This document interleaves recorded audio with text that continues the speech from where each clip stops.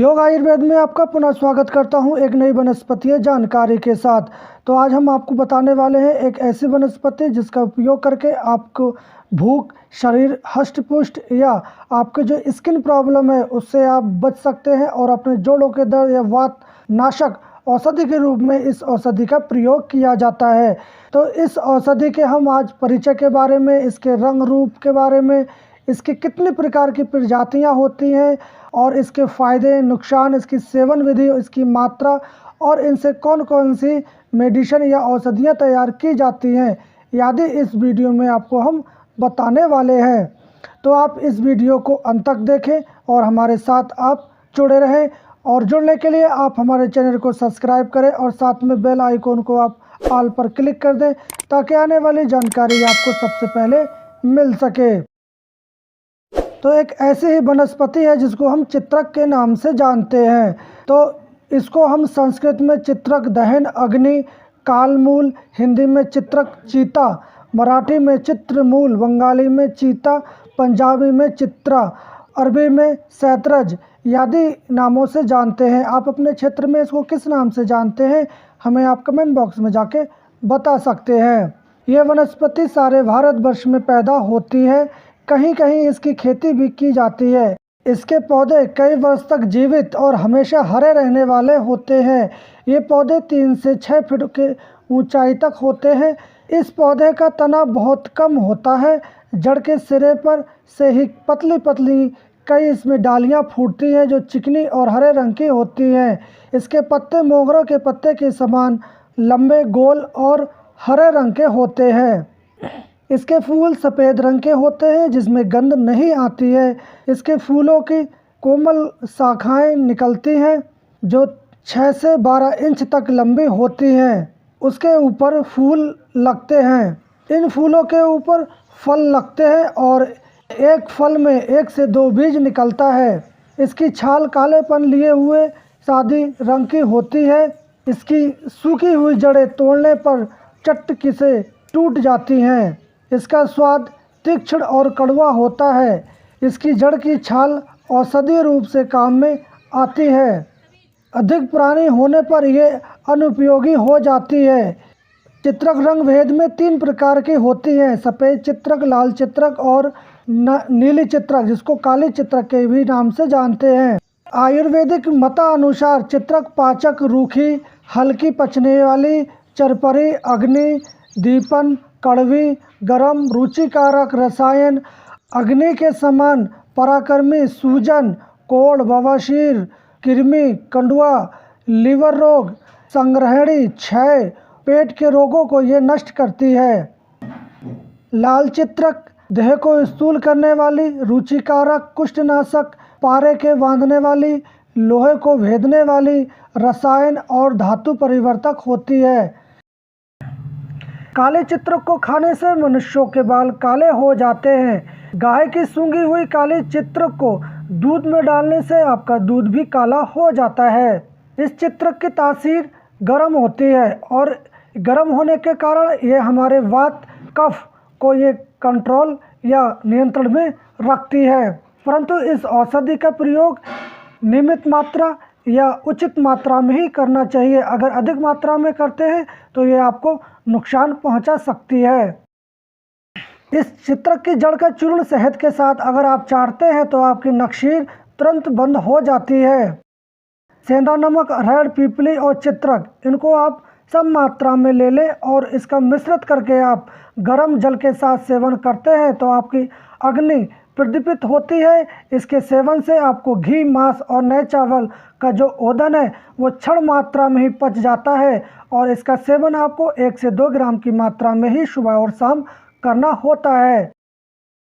चित्रक के क्वाथ और कलक से सिद्ध की हुई घी करीब 10 से 5 ग्राम की मात्रा में आप सुबह शाम भोजन के उपरांत सेवन करते हैं तो आपके संग्रहणी रोग मिट जाता है।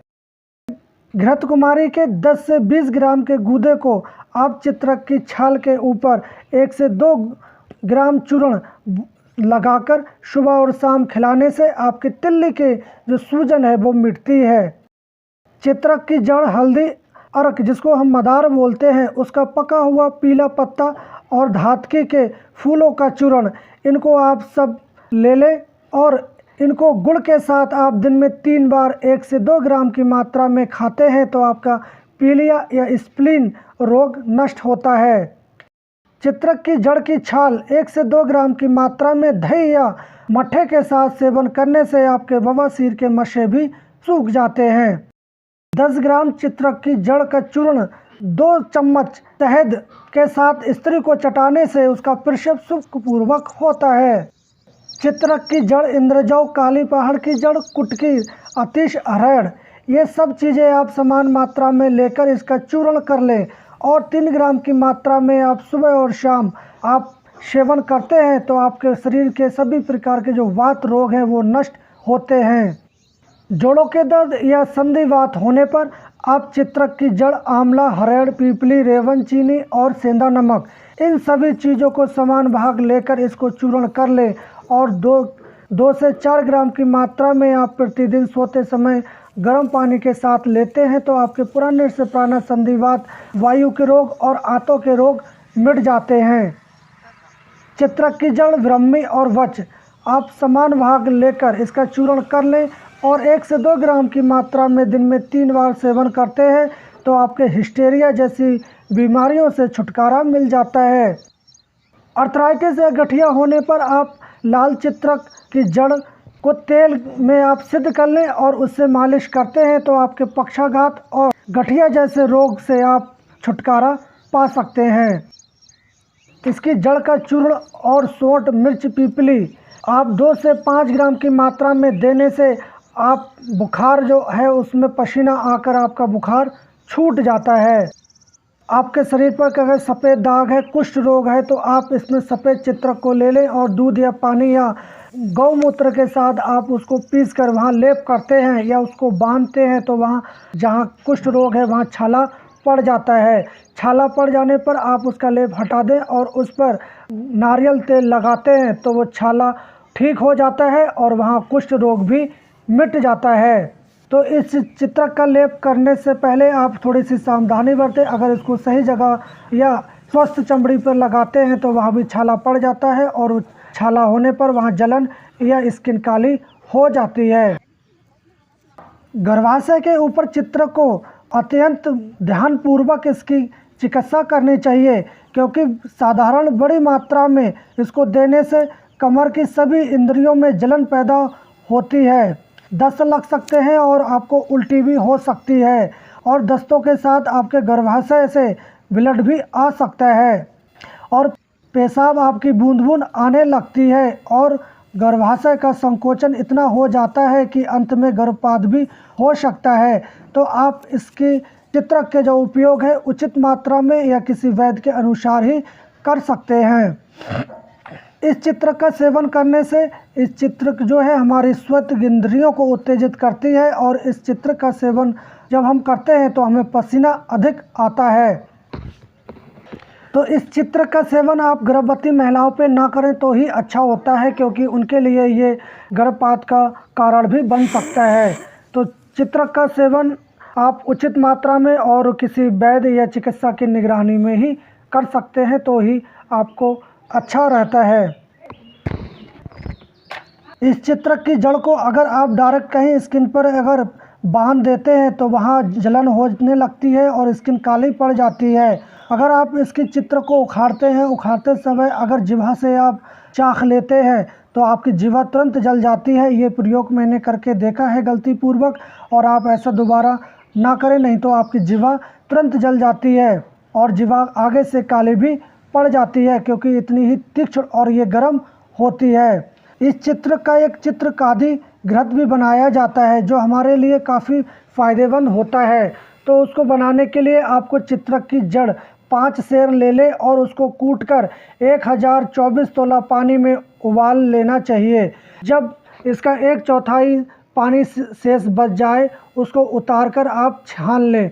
उस क्वाथ में आप 64 तोला घी और 128 तोला कांजी और 256 तोला दही का मट्ठा और सोंठ, चित्रक, वच, यवक छार, सज्जी छार, सेंधा नमक, सैचा नमक, समुद्र नमक, कांच नमक, जीरा, स्याही जीरा, हल्दी, दारू हल्दी, ये सभी आप एक से 2 रुपये भर ले लें और काली मिर्च 2 रुपये भर ले लें। इन सब चीज़ों को आप सिल पर पानी के साथ पीसकर लुगदी बनाकर कढ़ाई में डालकर धीमी आंच पर इसको औटाएं। जब ये चीज़ें जल जाएं तब घी शेष मात्र बचे, आप उसको उतार कर छान कर रख लें। इस घी की 1 तोले से 4 तोले तक की मात्रा में आप दूध के साथ सेवन करते हैं या दूसरे अनुपान के साथ सेवन करते हैं तो आपकी तिल्ली, लीवर की वृद्धि, सूजन, उदर रोग, संग्रहणी, पुराना अतिसार, पेट का फूलना, पसलियों का दर्द, पीनस, आंतों के लिए बहुत ही लाभकारी होता है। तो इस चित्र की महत्वपूर्ण जानकारी हम यहीं समाप्त करते हैं और आप इस चित्र का प्रयोग कौन सी बीमारी में किस प्रकार करते हैं आप हमें कमेंट बॉक्स में जाके बता सकते हैं। और हम कल फिर मिलेंगे एक नई औषधीय जानकारी के साथ। तब तक के लिए जय हिंद।